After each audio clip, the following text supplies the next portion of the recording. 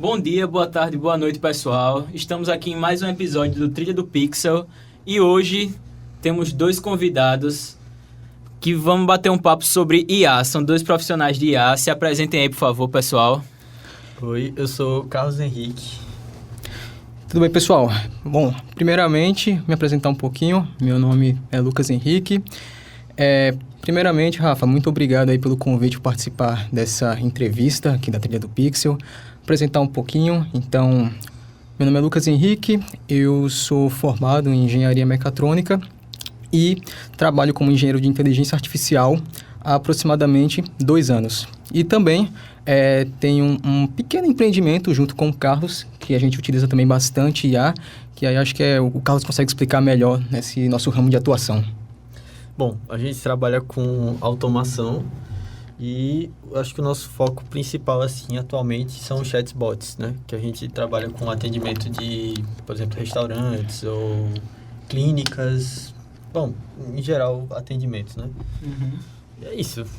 Resumindo muito, acho que é isso. Então, o foco de vocês atual é sobre atendimento ao cliente, essa automação desse meio. Seria isso? Atualmente, sim. Só que automação é um mundo bem grande, assim. A gente pode fazer basicamente o que a gente quiser. Uhum.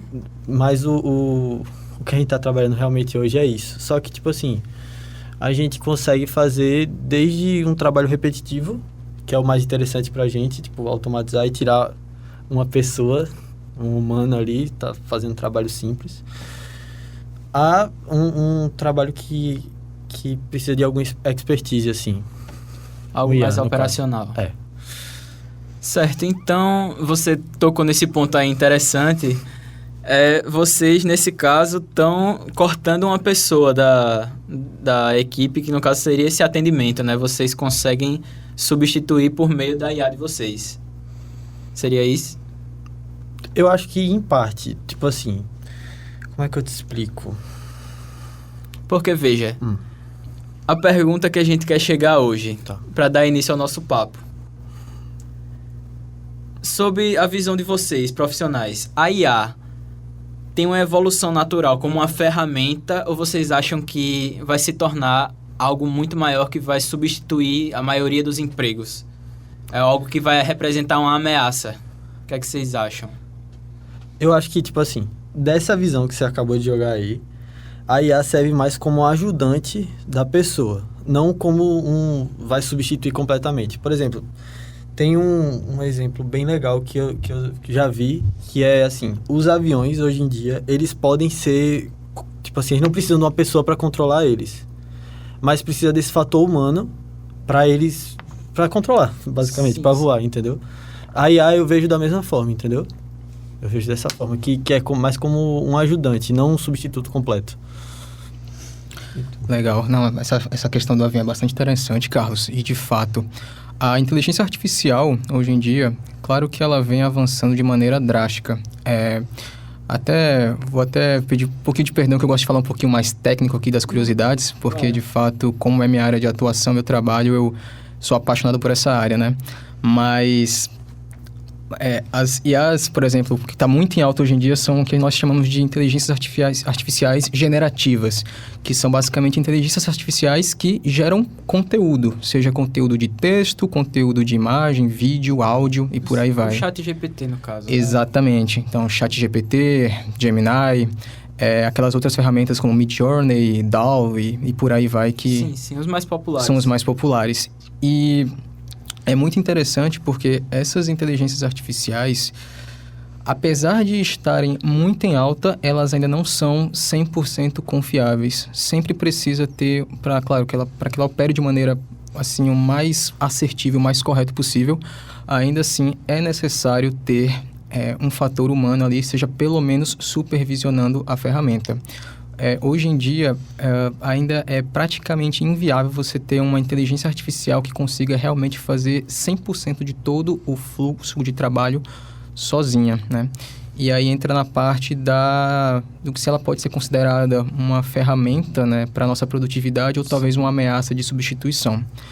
Eu, particularmente, né, nesses 2 anos ali que eu venho trabalhando na área, e como eu falei, a evolução é constante. Então, Acho que foi em 2017 que começou a surgir essas inteligências artificiais generativas, como os primeiros esboços, né, do GPT, do Google. E agora, 8 anos depois, em 2025, a gente está nessa explosão que teve, onde qualquer pessoa praticamente consegue ali criar uma inteligência artificial com as ferramentas próprias e por aí vai. Mas, e aí entra nesses dois pontos, né, se ela pode ser utilizada como ferramenta ou como uma ameaça, por exemplo. A minha resposta, no momento, são ambos, porque depende muito de como o usuário vai utilizar do que necessariamente a ferramenta em si. Você tem lá uma inteligência artificial. Se ela vai ser benéfica ou prejudicial para você, depende muito da forma que você ou que outra pessoa vai utilizar também. Então, o fator humano está sempre inserido ali nesse contexto. Vou dar um exemplo, né? Então, como eu sou um engenheiro de inteligência artificial, basicamente falando, eu programo inteligências artificiais e eu uso no meu trabalho, no meu dia a dia do trabalho, todos os dias ali, inteligência artificial. Só que a inteligência artificial que eu utilizo, ela não consegue gerar para mim, por exemplo, um código de programação 100% sem eu pelo menos dar uma revisada ali no que está acontecendo e tudo, ou eu mesmo implementar melhorias, justamente porque ela não chegou a esse ponto. Ela não é autônoma. Não é autônoma.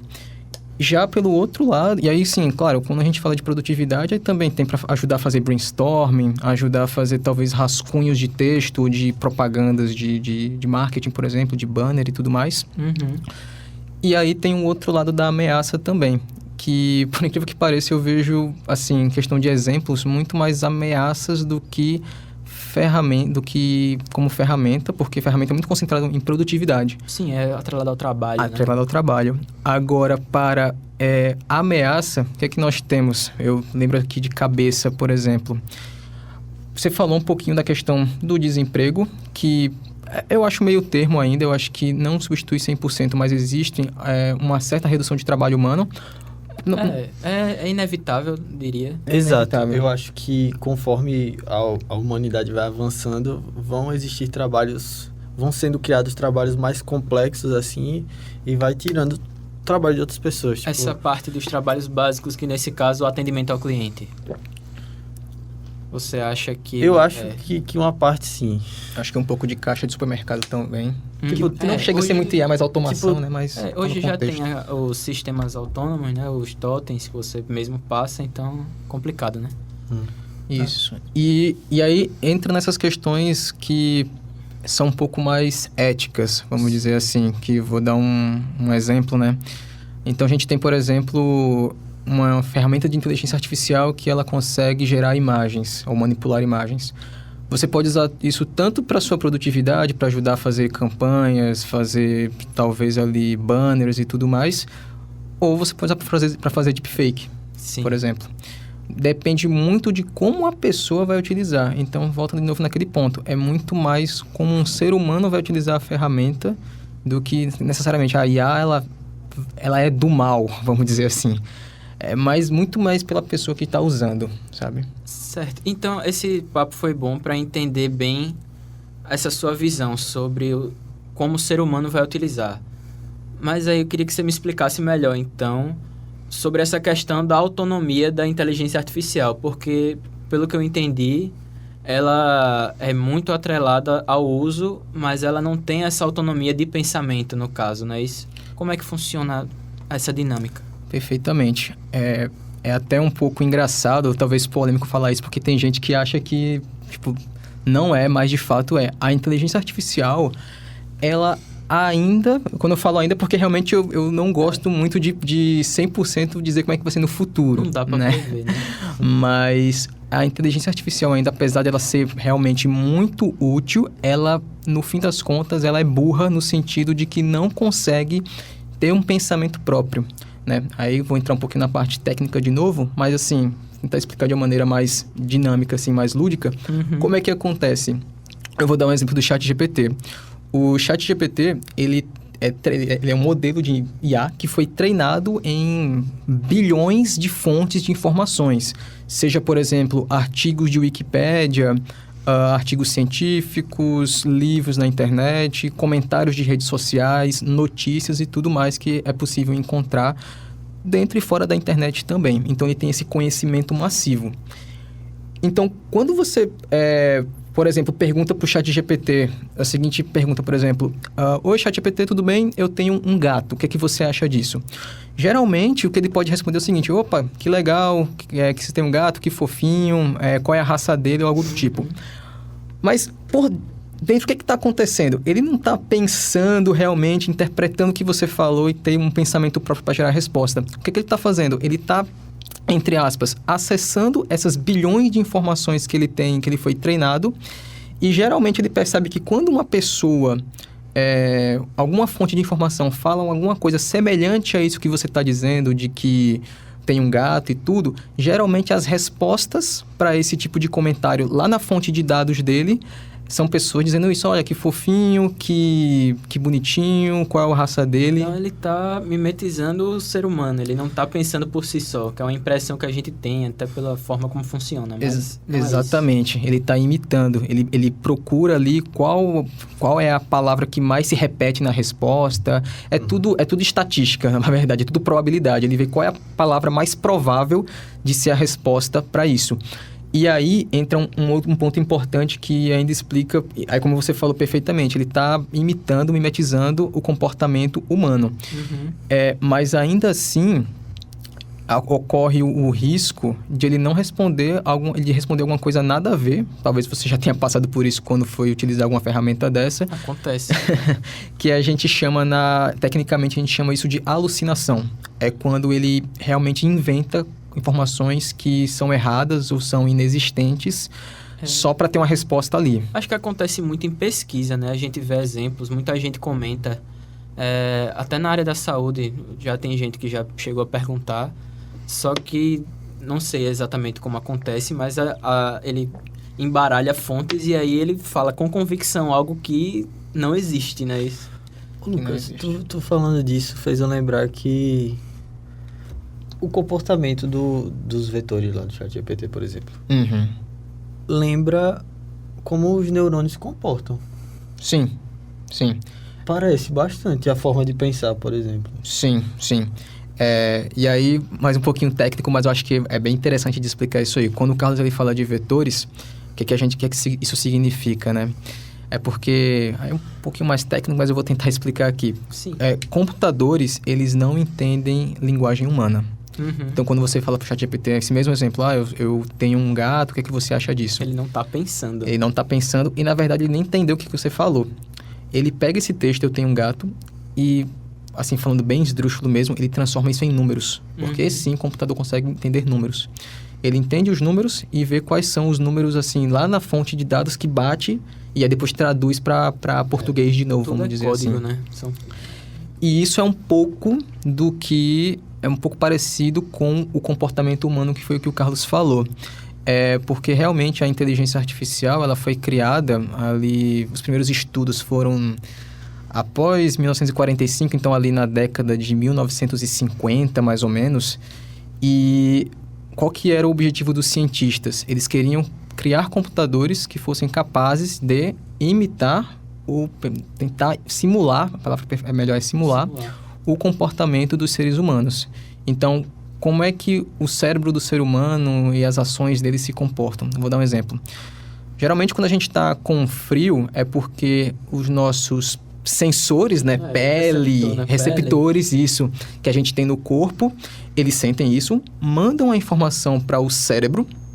O cérebro, com os neurônios, vai processar tudo isso e a gente vai gerar uma resposta. Geralmente o quê? Vou buscar um agasalho, vou botar uma roupa mais quente, vou, sei lá, baixar aumentar a temperatura do ar-condicionado, né? Tudo mais.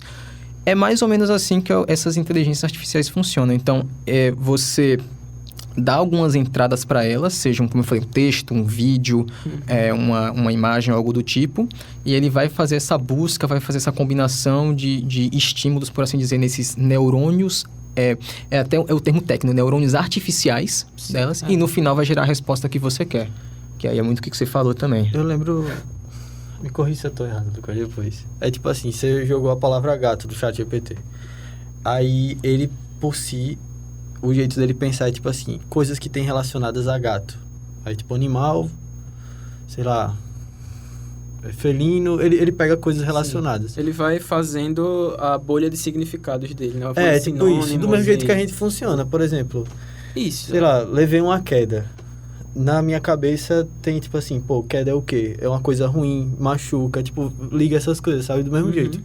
É tipo isso. Então, a IA, eu tô pegando a ideia aqui. A IA, então, no fim, ela realmente acaba funcionando, tentando simular o ser humano. Sim. E nessa simulação aí tem essa, porque o ser humano, como você disse, acontece algo, ou tem algo para você interpretar, você vai pegar todos esses signos que você está recebendo, todos esses sinais, você vai, na sua cabeça automaticamente interpreta tudo isso e volta para a sua ação. Então, existe essa comparação, né? É isso? Sim. Então, nos neurônios artificiais funcionam, existe esse termo. Sim, então, é um termo técnico. Já é um termo técnico. Então, é um paralelo bem direto, né? Sim, e é muito interessante porque, vou dar esse exemplo da queda do Carlos, a gente vai aprendendo com as nossas experiências de vida. Então, por exemplo, o Carlos falou, olha, eu tomei uma queda e ele interpretou que isso é ruim porque ele se machucou, algo do tipo, ele vai evitar que isso aconteça de novo por conta da experiência. Qual seria essa experiência das inteligências artificiais? É justamente esses dados que ela recebe para fazer as respostas ou algo do tipo.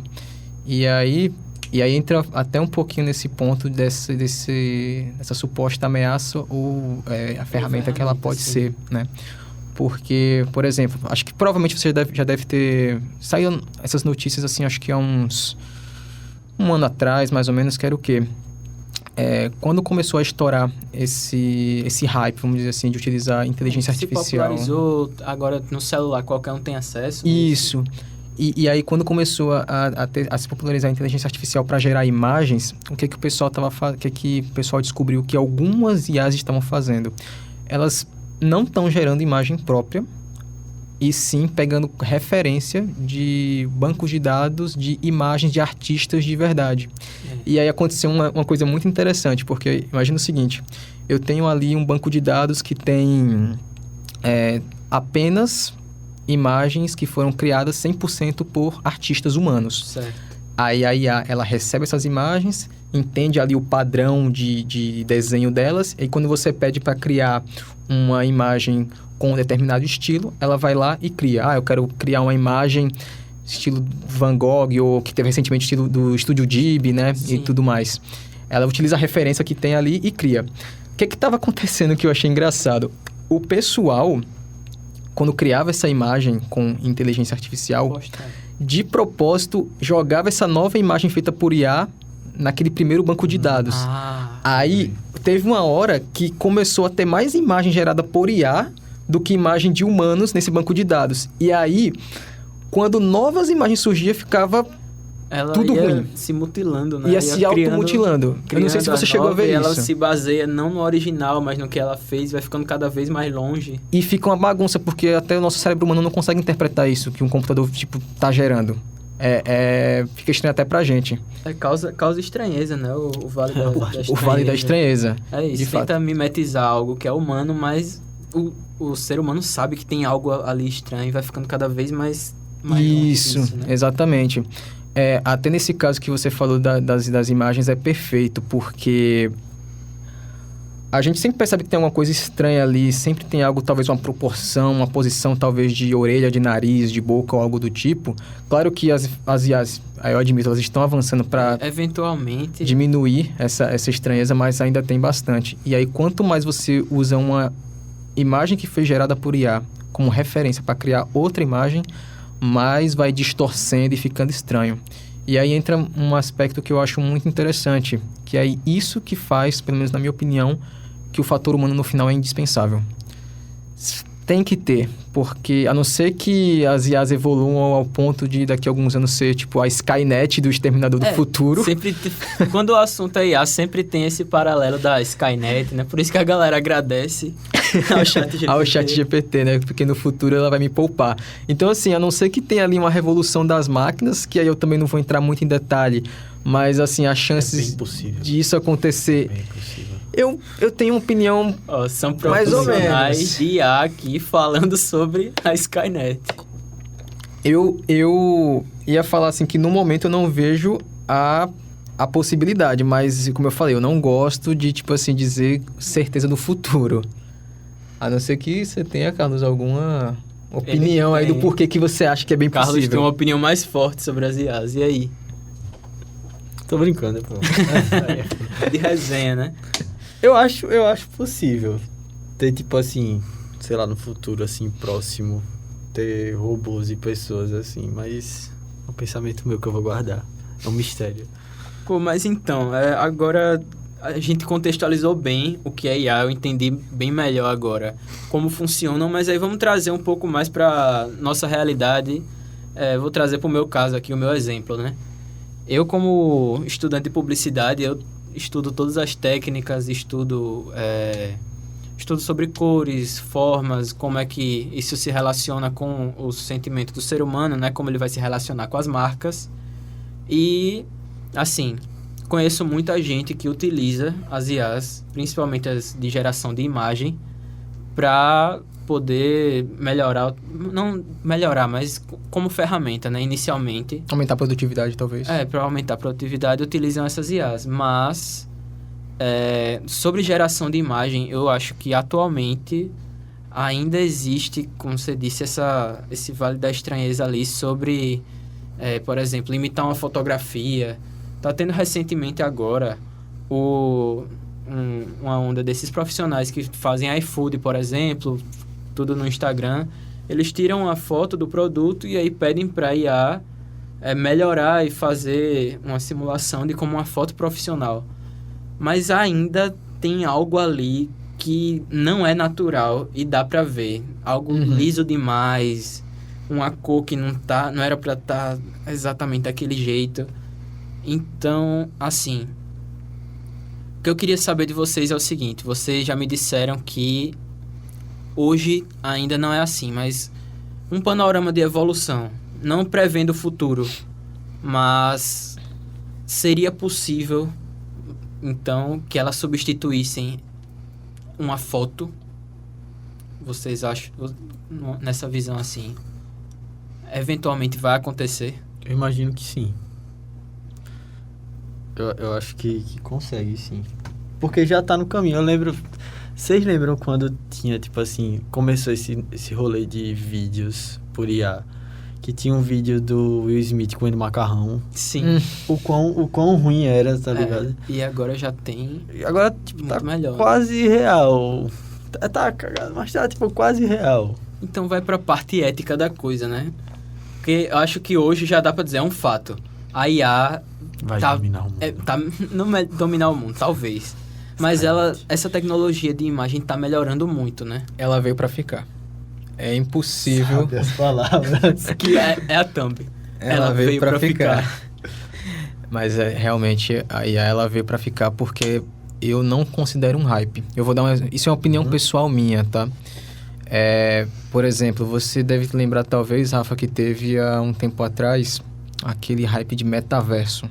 Do Facebook, que era, criei uma vida virtual ali. Eu particularmente já achei uma besteira, sendo bem sincero. Eu não vejo... Não é o principal uso da IA, né? Eu não vejo... Eu, assim, tentei até pesquisar um pouco, não vi nada de útil que pode surgir dali.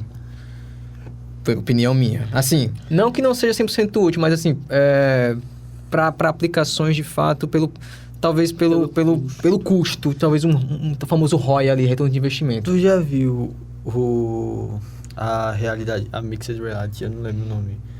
Que é mais, tipo assim, que dá pra... Aumentada? Né?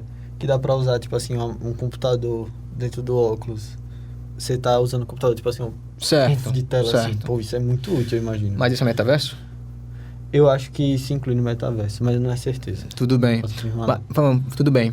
Então, nesse caso do metaverso, quando eu falo muito, é aqueles avatares. E até o Mark Zuckerberg ele tentou por muito tempo, né, fazer... Tanto que mudou o nome da empresa da Facebook dele, virou Meta, né? Virar Meta, mas não pegou. Talvez era muito à frente do tempo ou realmente é uma aplicação muito fora da realidade?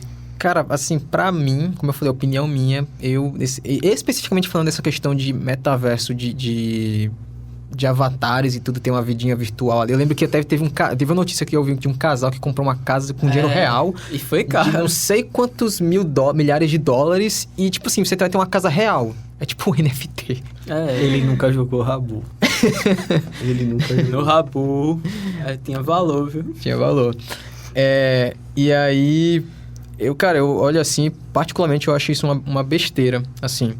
Mas a IA, ela, como eu falei, ela veio pra ficar porque de fato eu não acho que ela é só um hype ali, porque de fato ela tem um valor por trás.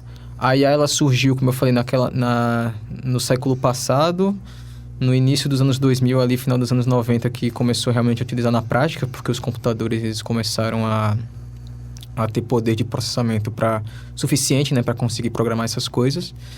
E eu gosto muito do uso da IA, que a gente chama de IA clássica, que é para prever coisas. Sim. Então, eu vou dar um exemplo. Vamos supor que daqui a alguns meses ou daqui a alguns anos você tenha diversos vídeos aqui publicados da trilha do Pixel no YouTube, no Spotify e tudo mais.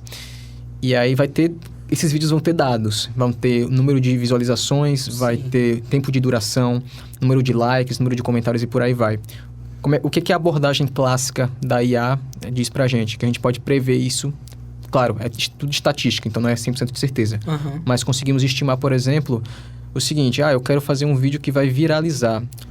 E qual que vai ser o título, qual que vai ser o tempo de duração para as pessoas ficarem realmente engajadas, Ele vai pegar as informações do que melhor funcionou no passado, para ajudar a prever o futuro. Para mim, acho que essa é uma das soluções, que é o jeito clássico assim, de mexer com IA, para mim é a minha favorita, inclusive. E aí, como eu falei, de 2017 para cá começou a surgir, hoje em dia, o hype do momento é a generativa, que também tem o seu valor, sim, gerar conteúdo, ajudar a resumir coisas e tudo mais. Mas não é a mais útil. Mas, assim, tem a sua utilidade ainda. A gente utiliza até as duas. Então, tem projetos de inteligência artificial que eu já realizei, que eu mesclei tanto a parte clássica quanto essa parte nova da IA. Mas, assim, é opinião pessoal. Eu sou mais fã desse uso mais clássico, assim. Mas tem o seu valor também. Entendi. Mas, então, eu queria fazer uma pergunta. Você falou numa hora sobre o custo da IA, falou do metaverso ali. Então, eu queria saber se vocês, como profissionais assim, têm uma visão sobre essa parte de custos e sobre essa evolução. Se ela vai ser tão fácil de ser acessada quanto ela é hoje. Porque o ChatGPT já tem assinaturas, né, para você ter as últimas atualizações. Porém, eu imagino que vai chegar um ponto onde essa evolução vai exigir muito de processamento, vai exigir muito de uma memória para trazer todos esses conhecimentos que ela vai adquirindo, um banco de dados cada vez maior com o passar do tempo, né? Então, assim, a gente já tem notícias, inclusive, sobre, por exemplo, o obrigado que você dá ao ChatGPT está gastando milhares de litros de água, parem com isso. Então, assim, a gente já tem essas notícias de que consome muita energia, consome muito dinheiro, não é ecológico. Então, assim, a evolução vai acontecer, é possível de acontecer, mas sobre custo, chega um ponto onde vai se tornar inviável? Tem, assim, sobre custos. Não sei se vai se tornar inviável. Para mim é o contrário, porque conforme o tempo vai passando, a tecnologia vai se aperfeiçoando. Uhum. Beleza. Hoje em dia, eles estão começando a lançar notebooks com NPU. No computador que a gente tem CPU, certo, que é o processador, tem GPU, que é a parte da placa de vídeo, e tem agora a NPU, que é Neural Processing Unit, que é a parte de processamento neural. Por quê? Porque o Windows está começando a usar alguma coisa de IA lá dentro. E aí está precisando de uma parte só para rodar IA. Isso aí já é absurdo. Tipo assim, a gente consegue rodar IA dentro do próprio notebook da gente. Um exemplo disso aí é que eu e o Lucas, a gente tava tentando rodar um ChatGPT dentro no computador da gente. A gente até conseguiu, só que por ser o meu computador, por exemplo, ser mais fraco do que um servidor, um super servidor do ChatGPT lá, ele não tinha tanta inteligência, sabe? A gente preferiu usar o ChatGPT normal mesmo. É até interessante isso, porque de fato uma das formas que as empresas estão encontrando para reduzir custo é que ao invés de você chamar... Porque quando você está acessando o ChatGPT pela internet, o que está acontecendo? É como se você falasse lá para o servidor do ChatGPT lá nos Estados Unidos ou em qualquer outro país que eles têm, olha, eu quero responder tal pergunta, ele vai lá e devolve isso para você. Isso gera muito custo, porque os computadores que o ChatGPT roda são supercomputadores, que gastam muita energia, gastam muita água também para resfriar eles, porque eles esquentam quando fazem os cálculos, então gasta muita água para resfriar. E o que as empresas estão tentando contornar isso é com execuções que a gente chama de execuções locais. Então, como o Carlos falou, as empresas estão desenvolvendo agora os computadores, assim, entre aspas, de baixo custo, mais voltado para a gente que é consumidor final, mas com a gente chama de hardware, né? Uma parte dedicada. Uma parte dedicada para isso, justamente para que os custos fiquem só concentrados na sua máquina.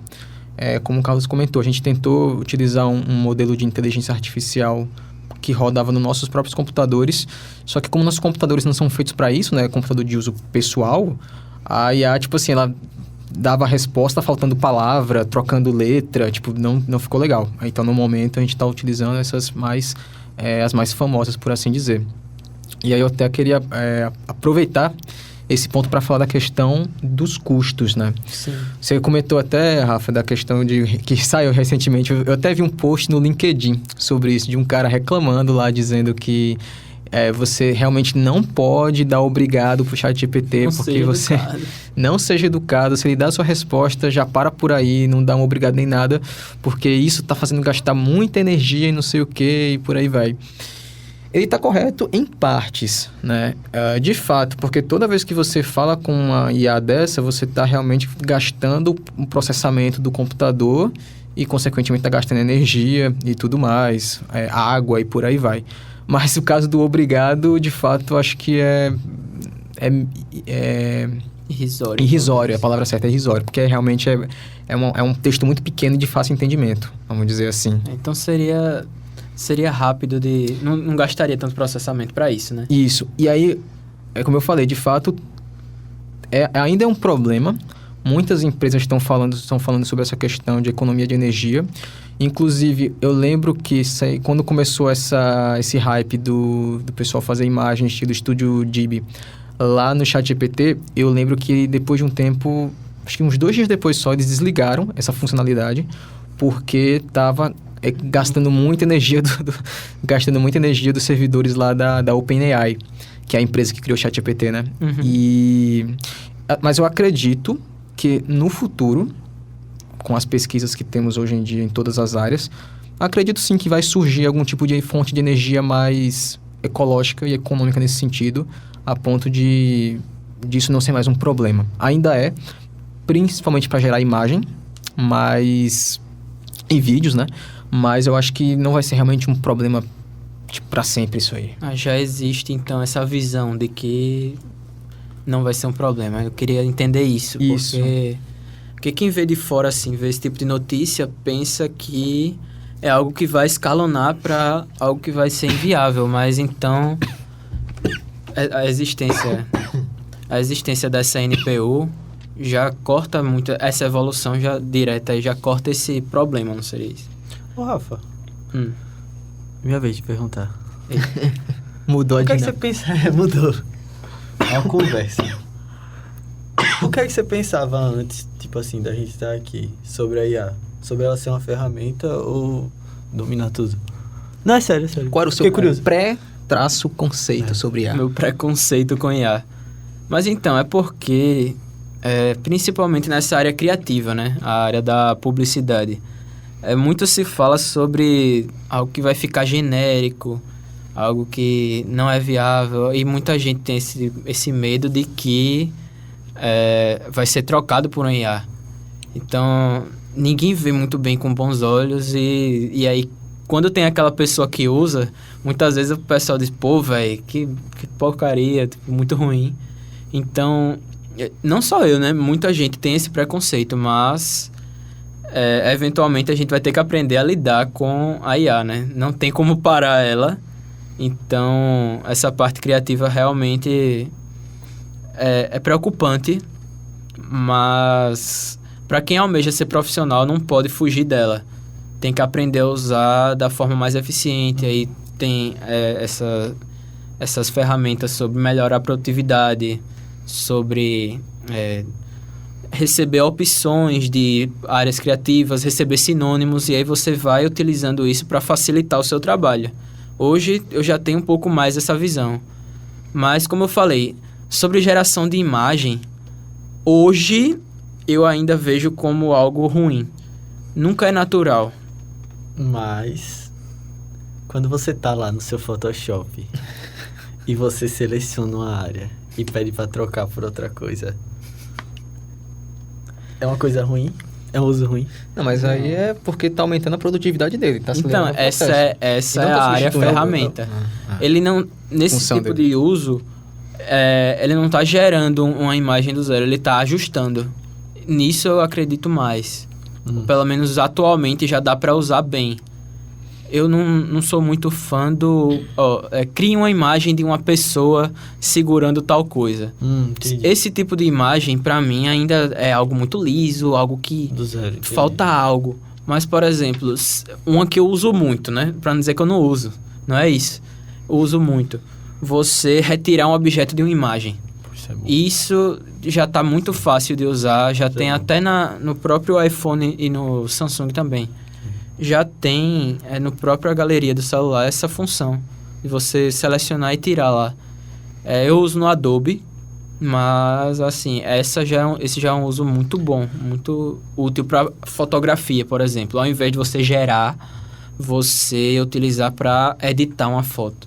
Isso demanda muito menos do que você mexer com as ferramentas antigas, apagar e tal. Fazer isso.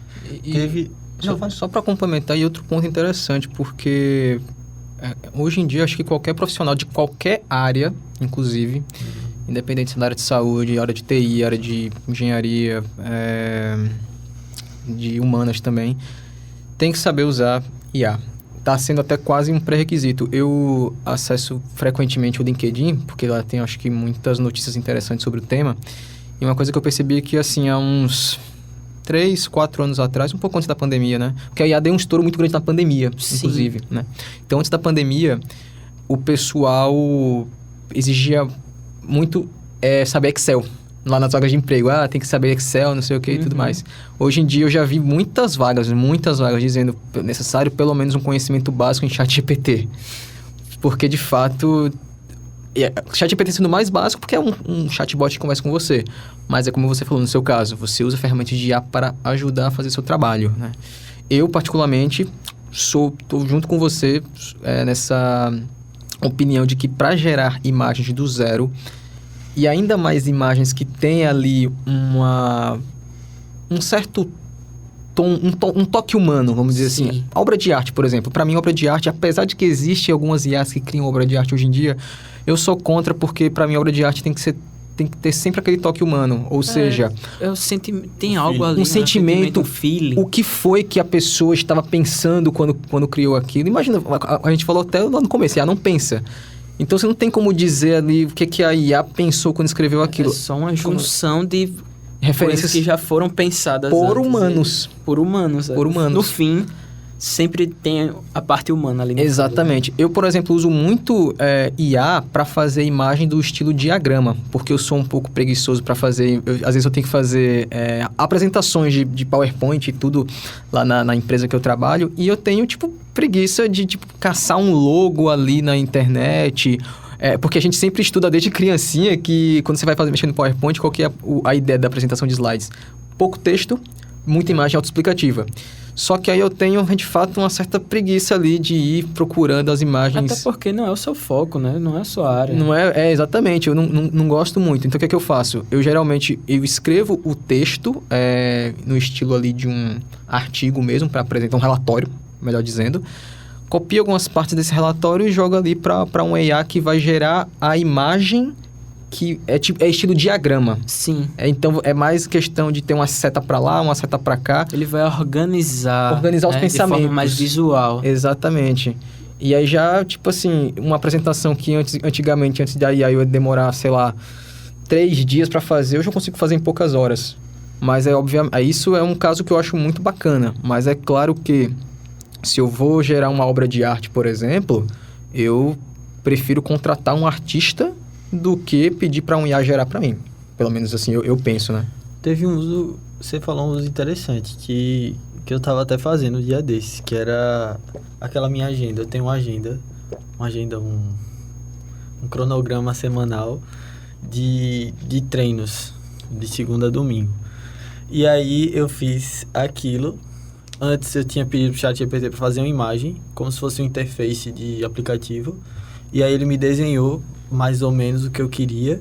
E aí eu peguei esse exemplo e saí refazendo esse exemplo todo no Photoshop.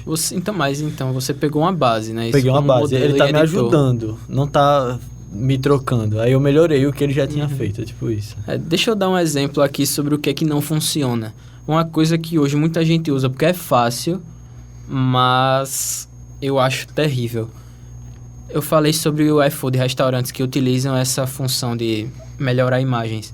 Só que o que, pelo menos, os mais populares, eu acho que eles usam o da OpenAI, o ChatGPT.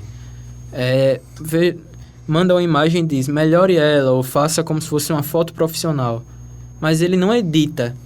Ele cria uma nova com base naquela.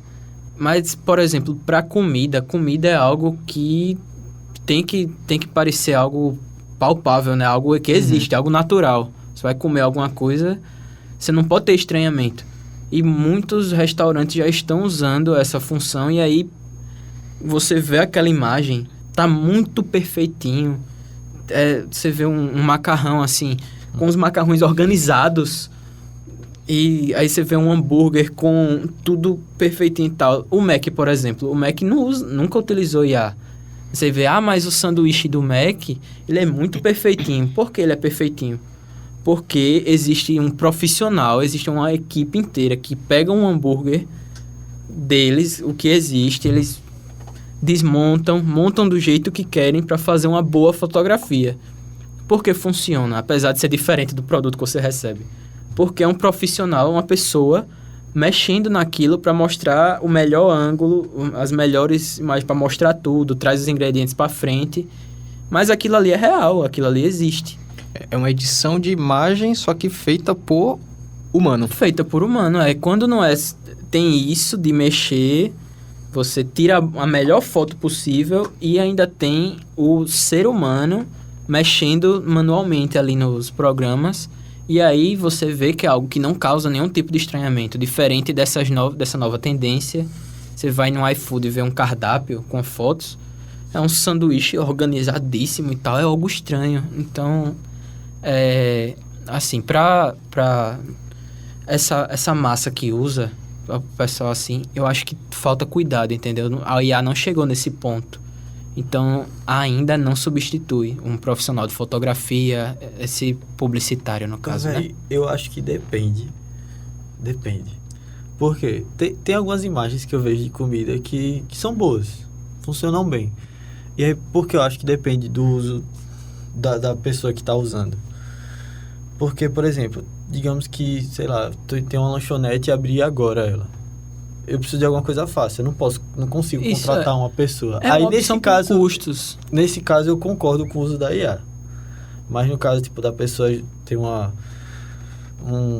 empresa grande, uma lanchonete grande, eu acho completamente válido usar. Completamente válido não. Tipo, tem que usar, contratar pessoas para tirar foto e tal, fazer esse tratamento e tal. Então, mas eu digo, é muito atrativo porque é barato. É barato. Quando não é de graça, né? Às vezes você já tem acesso grátis a isso. Então, é muito atrativo. Mas hoje eu ainda acho que, pelo menos, essa parte gratuita não funciona bem. A IA vai evoluir, mas hoje a visão que eu tenho ainda é de que não é viável para isso. E textos também, já que a gente está falando sobre essa parte de gerar e tal. Textos... já existe aquela fama, esse texto tá com cara de ChatGPT. Ainda tem muita gente que repara, tipo, porque ele segue aquele padrãozinho, muitas vezes é em tópico primeiro, ele manda tudo em tópico. Tem dessa, tá. E aí você tem que pedir, não faça em tópicos. faça em parágrafos, ele faz, mas sempre é estruturadíssimo e tem algo estranho ali, ainda. Ainda, mas eu sei que, tipo assim, se a gente dá as instruções exatas do que a gente quer, ele consegue fazer um texto do jeito que a gente quer. Isso aí eu tenho certeza. É muito, acho que, do uso, do profissional saber usar. Tem um termo agora, eu não sei se você está familiarizado, Rafa, que... Oi? É isso. Esse é o ponto. É o quanto... É porque a gente entende mais. Então a gente sabe usar bem. Certo. O Balta tá olhando de uma perspectiva... Não vou dizer leigo, porque ele sabe... Não, mexer sim, mas digo que não é da área, né? Que não é da área, pronto. Aham. Ele tem essa perspectiva de um usuário mais leigo. E aí ele não sabe toda essa nuance que a gente entende. Existe uma forma mais específica de melhorar e tal, né? Eu não sei se você está familiarizado com o termo prompt. Sim. Que é praticamente Que é são as instruções a que você entrada que passa. você coloca. Qualquer pergunta ou qualquer entrada. Está surgindo agora, inclusive, cargos de engenheiro de prompt. Pessoas que são contratadas para criar os melhores prompts possíveis para utilizar a IA. E aí resolve esse problema também, sabe? Uhum. E aí tem um outro tópico também que fala um pouco dessa questão de ameaça, que aí eu... Até é um pouco... Eu desvio um pouco do assunto de publicidade, né? É isso aí.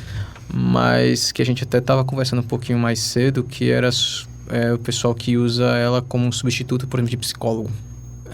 Tem muito disso já, né? Cara, eu acho isso muito perigoso. Muito perigoso mesmo, porque... Imagina, quando você tá com algum problema, alguma coisa que você quer conversar com um psicólogo, por exemplo, você vai buscar porque é um ser humano que tá lhe entendendo ali, ele entende suas emoções e tudo. Quando você substitui isso por uma IA, porque, sei lá, é de fácil acesso, porque alguma empresa inventou dizendo que... já que é barato, né? É grátis. É grátis, cara, você tá basicamente conversando com um computador que na realidade não tá entendendo o que você tá passando. E as respostas que ele está gerando, apesar de serem convincentes, não são reais. Porque, como eu falei, ele está sempre buscando ali no banco de dados. Agora, imagina o perigo disso. Vamos supor que surge uma empresa do nada que promete um psicólogo com IA para você. Baratíssimo. E vamos supor que, de propósito ou não, talvez um ataque hacker ou realmente a empresa, ela de má fé, treinou essa IA com palavras, tipo assim, incentivando... não vou falar pra não dar strike, pessoal. Mas assim, de forma... Mas você entendeu? De índole maliciosa. De índole maliciosa, dizendo coisas que não é para você... Que não é legal você fazer e tudo, e incentivando a fazer isso. Imagina a pessoa que já tá com um problema psicológico gigante, vai nessa IA, achando que é a solução e piora a situação dela. Sim. Isso é muito perigoso, cara. Tem coisas que realmente não tem como substituir esse toque humano, vamos dizer assim. Mas então, existe... A sua frase chegou a uma parte legal, que foi a empresa, ou um hacker, ou a empresa com a índole maliciosa. Então, no fim, depende de quem tá... O estagiário errou. Também. A IA alucinou na hora errada. Mas, assim, ainda é muito atrelado a quem fez a IA ou quem tá mexendo nela, tá né? Criando. Quem criou. A gente chama isso de... Isso é um dos princípios da IA responsável, que a gente chama. Uhum. Tanto na literatura quanto no mercado de trabalho mesmo, que são 7 princípios de IA responsável e ético. Eu não vou lembrar agora de cabeça os 7, mas eu lembro que tem um dos princípios que é justamente isso. É utilizar a IA para evitar... A gente chama de evitar vieses ou evitar justamente esses problemas. Uma coisa que acontece muito, que tem a ver com viés também. Câmera com inteligência artificial que detecta o rosto da pessoa para dizer se é um possível criminoso ou não. Nossa. Direto acontece notícia de uma pessoa que foi acusada injustamente por esse sistema por conta da cor da pele ou algo do tipo, assim, algum traço que a IA considerou isso sinônimo para um bandido, por exemplo. Porque no fim é questão do banco de dados e as informações que ele recebe. Sim.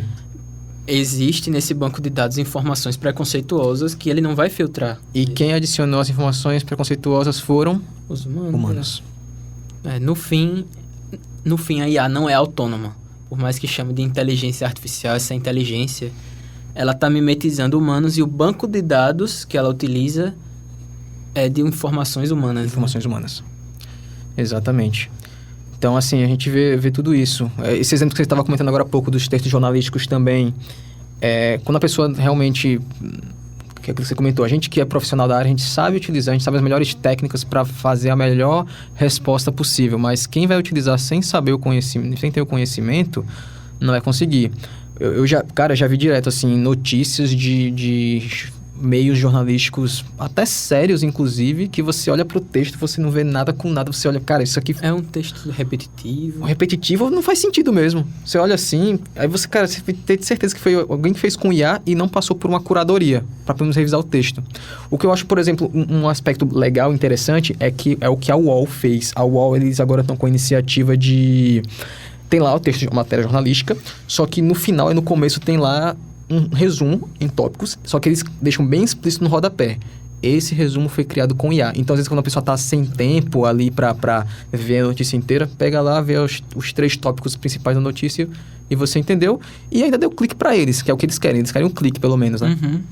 Então, tem esse caso. Mas, assim, tem que ser um profissional para fazer isso, ou alguém que seja da área ou que pelo menos entenda, que estude. Eu, por exemplo, não sou da área, eu não consigo criar um design, por exemplo. Uhum. Por isso que, como eu falei, eu uso o IA mais para fazer diagramas, essas coisas assim, porque eu sei que tem que ter sempre aquela informação humana no final.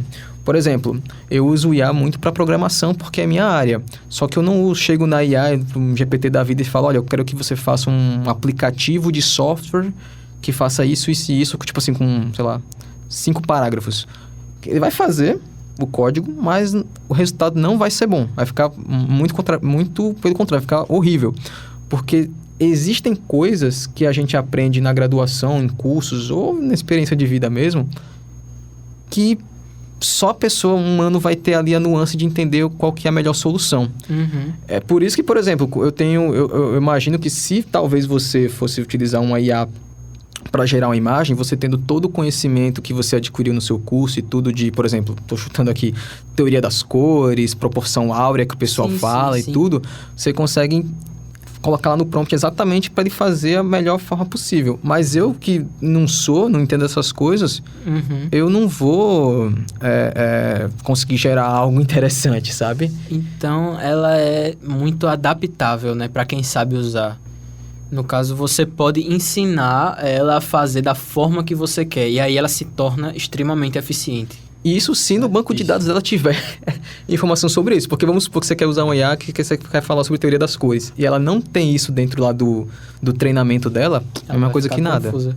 Mas, então, no caso, por essa limitação, é possível... não sei exatamente qual, né? Mas é possível que você ensine... para ela, você pode explicar o que é e aí ela vai interpretar com o que ela já tem e juntar para melhorar, para entender e poder trabalhar junto com você. É possível isso? Sim. Normalmente ela já tem, tipo assim... Geralmente já tem, né? Um mundo de informações. Mas se você quiser explicar uma coisa que aconteceu agora... Hipoteticamente. Acabou de acontecer um negócio, o mundo explodiu. Você quer explicar isso pra ela? Pô, o Papa faleceu recentemente. Teve um post... Não, mas eu acho que sabe porque tem aquele... não, mas tirando isso, tirando a parte de pesquisa, mas... Não, mas porque existe um post que aí alguém comentou com a... não sei exatamente o que era, mas estava falando com o ChatGPT e aí falou sobre o Papa... E aí a IA disse, não, o Papa está vivo, nasceu não sei quando, não sei o que, deu informação sobre o Papa. E não tinha essa atualização ainda, porque foi bem recente, então existe um gap ali de atualização, eu imagino. Então, nessa situação hipotética, daria para dizer, você pode ensinar algo ainda e ela absorve. E tem várias formas também de alimentar ela. Pesquisa pela internet também. Tem a IA, geralmente, essa questão do Papa de fato, né? Acho que nenhuma IA, tipo assim... ela vai ter, como foi um evento muito recente, ela não vai ter nenhuma informação dentro do banco de dados dela. Mas aí, como eu falei, a tecnologia sempre evolui e aí atualmente estão surgindo produtos de IA que, caso ela não consiga encontrar na própria memória dela que a gente fala, ela vai buscar na internet. Mas aí também depende, vamos supor se fosse uma fake news. Então, essa questão do banco de dados é um ponto que eu queria chegar. É muito perigoso saber de onde ela está tirando a informação, né? É possível já, por exemplo, perguntar a fonte que ela tirou a informação? Ela consegue dizer com clareza? Sim. Sim. As do Google, justamente... O ChatGPT também. ChatGPT, mas acho que não sei se eu acho que o Google fez isso primeiro. Não tenho certeza. Tá. Porque o Google já tem na sua pesquisa, ele já dá um início assim, né? O Google. O pessoal do Google foi muito esperto, cara, porque assim, o ChatGPT foi o pioneiro na IA. Todo mundo utilizava. Aí depois o Google foi criar o Gemini para competir, né? Só que eles não queriam criar um produto, tipo assim, que fosse 100% igual. Qual que era o diferencial do Gemini? É utilizar a barra de pesquisa, porque o Google é o maior buscador do mundo. Eu acho que não conheço ninguém que usa Yahoo. Não, Microsoft o Google é o principal. Microsoft Edge. O Bing. Eu uso Tor, Deep Web também. Peraí. Enfim, mas o Google é o maior buscador de pesquisa do mundo, né? Então, o pessoal do Google falou, olha, qual vai ser o seu diferencial? Vamos fazer ele buscar na internet. E por aí vai. Então ele se torna muito mais rápido e atualizado, né? Em comparado com algumas outras IAs, sim. Mas aí no caso, já existe algo que ela consiga filtrar informações duvidosas de um assunto específico? Já existe alguma programação ou alguma proteção dessas mais conhecidas sobre isso? Falaram um negócio interessante. No X não tem um verificador de fake news? Tem, mas eu creio que não é IA. Eu acho que São os próprios usuários. São os usuários dão uma flag. Que sinalizam, mandam e aí depois aparece. Eu, de fato, realmente não sei dizer se já existe algum IA que consiga filtrar uma informação maliciosa ou duvidosa. Porque, como você falou, tu já teve esse assunto, né? Não voltando, mas só para trazer o contexto. Sobre as pessoas que usam como terapeuta. É muito perigoso que ela puxe alguma informação que seja específica e dê com certeza essa informação, mas essa informação é falsa. Porque quando o chat fala, ele fala com convicção, né? Eu não sei se é comum que ele diga que está com dúvida em algo. Ele traz com certeza, dificilmente. Né? Ele é programado para te dar... Acho que é um pouco de marketing isso aí também. Tipo, de storytelling, deixar ele mais... Isso. Parecer que é um humano que tá conversando. Então, mas para mostrar autoridade, né? Autoridade. Não ter dúvidas. Afetividade também. Geralmente ele fala que ele dá certeza mesmo. Na minha experiência. Já aconteceu comigo, poucas vezes, pouquíssimas. Dele falar que não tinha, tipo assim, eu pedi uma coisa diretamente, tipo, eu quero isso. Ele diz, tipo assim, não tem isso, mas dá pra, tipo, fazer por esse caminho aqui. Mas ele não diz. E quanto mais você vai entrando na conversa dele, tipo assim, ele dá uma resposta errada pra você. Você sabe que tá errado, mas você vai entrando na onda dele dizendo, eita, e aí como é que vai fazer? Ele faz uma parada, tipo assim, totalmente nada a ver pra você. Aí entra sempre naquele tópico. Tem que ser alguém que entenda da área. Porque se eu vou dar uma de programador sem ter estudado nada de programação, eu vou pedir pra IA fazer alguma coisa e por algum motivo ela sugere uma coisa errada, eu, como programador, consigo entender que aquilo tá errado. Falar, isso tá errado, tem que ter por outro meio. Mas se o cara não vai na onda... Você vai errando. Inclusive, isso estava acontecendo muito com a gente. Depois até... porque a gente utiliza essas ferramentas, né? O ChatGPT. E eu lembro que ultimamente a gente tava... Tipo assim, o ChatGPT tava chamando a gente de brother. Tava chamando a gente de bebê. De bebê, de velha, não sei o quê. Tipo, uns termos assim mais coloquiais. Aí eu fiquei... Ele tava se chamando de mamãe. Colocando emoji. Aí eu falei, rapaz, o que tá acontecendo?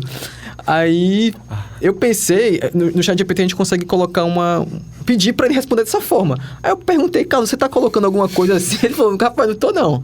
Eu tinha esquecido. Aí eu fui pesquisar. Aí eu achei um rapaz falando no LinkedIn sobre isso. E a OpenAI realmente está começando a fazer com que o ChatGPT se lembre das suas conversas anteriores.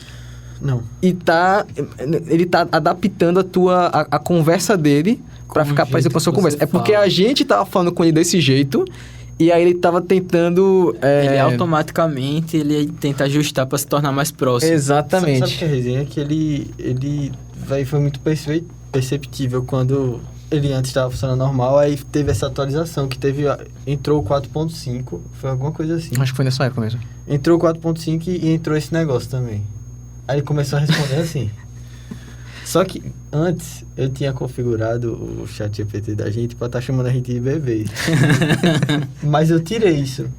Eu não sei não o que Não, aconteceu. de fato, você tinha tirado e continuou. Aí a gente acha que é essa questão. É marketing. Marketing pra deixar ele mais afetivo pra você. Tava engraçado. Não, é a IA porque gostou de te chamar de bebê. Ela tá achou ficando você inteligente. É que eu fico fazendo piada com ela. Ela gostou, pô. Mas, assim, de fato é isso. Você falou até do chat GPT 4.5 que surgiu agora. Aquelas curiosidades que eu gosto de soltar, assim, do nada. O chat GPT 4.5 saiu, inclusive, uma notícia que ele passou naquele teste de Turing. Sim.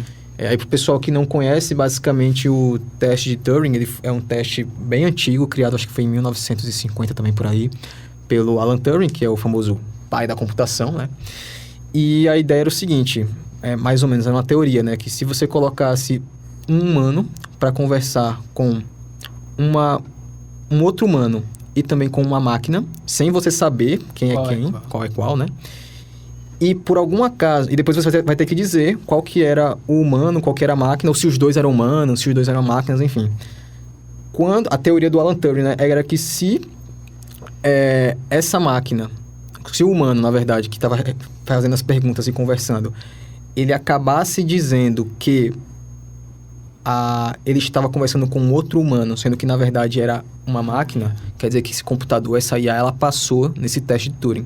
Ele criou isso só como uma teoria, lá há quase 80 anos atrás e tudo mais.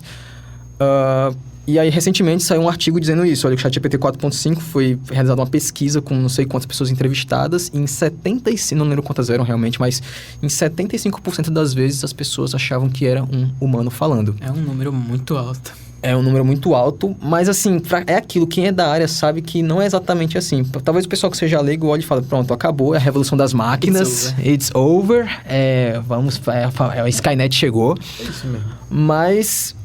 O que eu tenho para falar nesse sentido é que o que está acontecendo é que ela conseguiu imitar o comportamento do humano. Não é que ela, oh meu Deus, ela se tornou...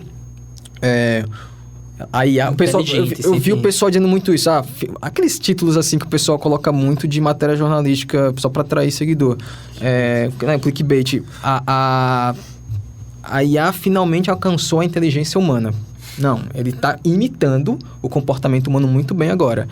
Mas dizer ali que a IA ela consegue gerar pensamentos, ideias, construir coisas novas, tipo assim, sem ter nenhuma referência humana por trás, assim, algo totalmente inovador, no momento não. Então, assim, enfim, acho que o ponto principal de toda essa discussão, dessa conversa que a gente teve é justamente isso, toda essa capacidade de sentimento, criatividade, construir novas ideias, sugerir coisas novas, ideias extremamente inovadoras, continua sendo algo que só humanos podem fazer, né? A IA com certeza consegue ajudar sim a auxiliar nesse processo, mas o motor ali de tudo continua sendo o cérebro e a criatividade humana. Sabe muito. Ele sabe muito. Pô, velho, então é isso aí. Entendi demais hoje, aprendi muito. Muito reconfortante esse papo para entender mais sobre IA. Então, é isso, galera. Muito obrigado pelo papo, Lucas. Valeu, Carlos. Espero ter vocês aqui de novo em outras oportunidades. Espero que tenham gostado, pessoal. Valeu pela audiência e até a próxima.